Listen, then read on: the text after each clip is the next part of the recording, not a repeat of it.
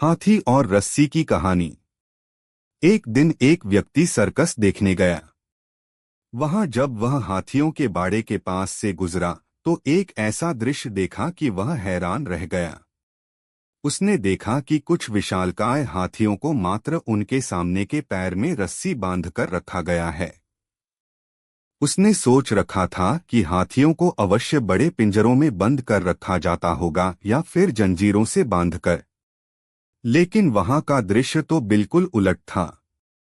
उसने महावत से पूछा, भाई, आप लोगों ने इन हाथियों को बस रस्सी के सहारे बांध कर रखा है, वो भी उनके सामने के पैर को डोटिए तो इस रस्सी को तो बड़े ही आराम से तोड़ सकते हैं।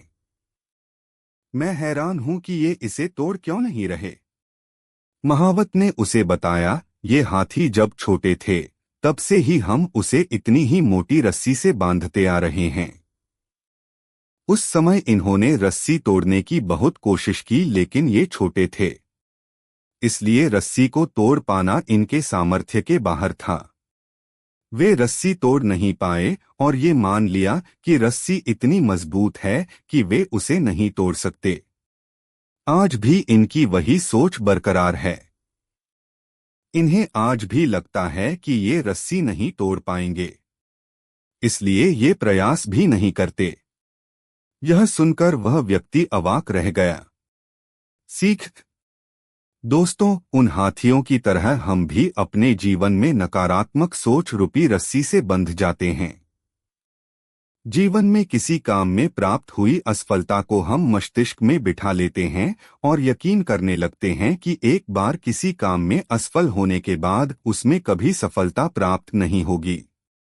इस नकारात्मक सोच के कारण हम कभी प्रयास ही नहीं करते। आवश्यकता है इस नकारात्मक सोच से बाहर निकलने की, उन कमियों को पहचानकर दूर करने की जो हमारी असफलता का कारण बनी। नकारात्मक सोच हमारी सफलता में सबसे बड़ी बाधक है।